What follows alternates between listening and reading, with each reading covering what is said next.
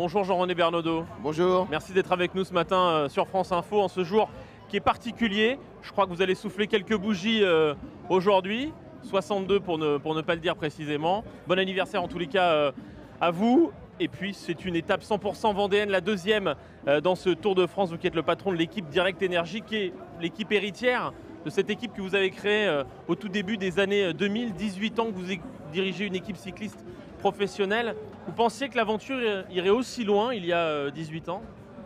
C'est toujours, on l'a fait pour une vraie raison, c'est de permettre aux jeunes d'aller au bout de leurs rêves, donc on ne se fixait pas de limite. Et comme c'est une vraie entreprise, une entreprise sociale forte pour que la jeunesse s'épanouisse, elle s'est construite, elle s'est développée, elle ne peut pas s'arrêter. Aujourd'hui, il n'y a pas de raison, mais c'est vrai qu'en 2000, avec l'image déplorable du vélo, c'était compliqué de se projeter sur du long terme. Mais j'y ai cru, j'ai mis mes tripes, ma santé et mes envies.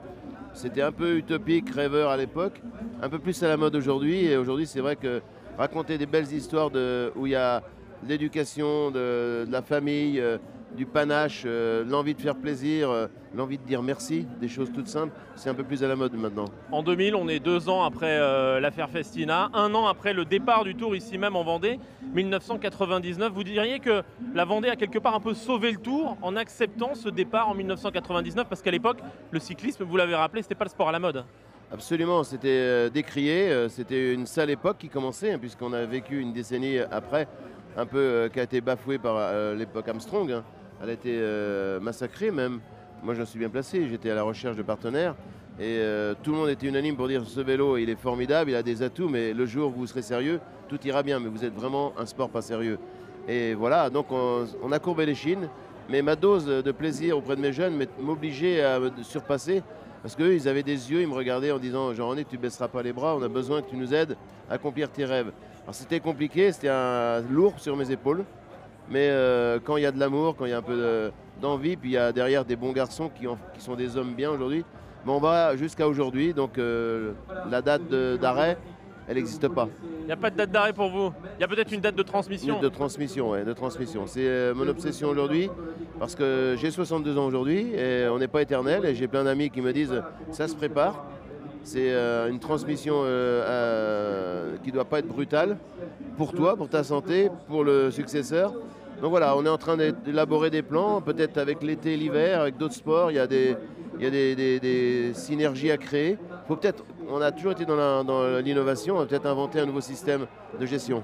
Thomas Voeckler, qui était l'un de vos coureurs, qui aujourd'hui a arrêté, qui est le consultant France Info cette année sur la Grande Boucle, il a le profil pour, par exemple, être dans ce projet qui se poursuivrait? Je ne sais pas s'il a le profil, il a la dimension.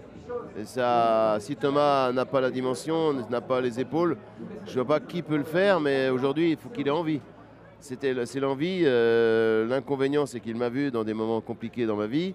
Est-ce qu'il a envie de se mettre dans cette situation? Il est très famille, il a une belle famille. Vous en avez parlé avec lui? On en parle à petite dose, mais il m'a quand même demandé l'an passé, quand il m'a annoncé sa fin de carrière, de laisser tranquille 1 an. Mais je sens que l'année, le 1 an n'est pas passé et qu'il a envie de parler. Donc c'est quand même un bon point.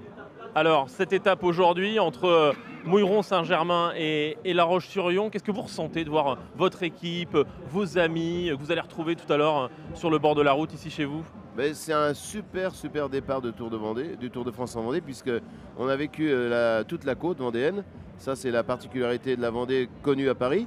Mais là, vous allez connaître maintenant le bocage, les routes des ouvriers, des besogneux, les gens qui vont travailler. C'est les usines, c'est les côtes, c'est la région de Poujos et Vallonné. Il y a la Suisse vendéenne juste après. Donc c'est vraiment formidable d'être dans ce sud Vendée après être parti du nord Vendée. Tout a été vu. Les images télé font du bien. Je pense que le touriste aura envie d'être en Vendée.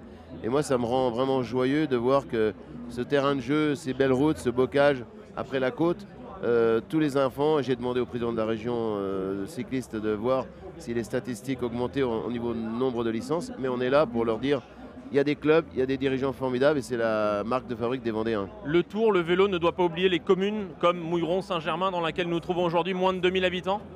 Mouilleron, Saint-Germain, nous on dit Mouilleron Parède parce que je suis né. C'est l'ancien nom, et depuis les communes ont fusionné. Je m'y fais pas, mais bon.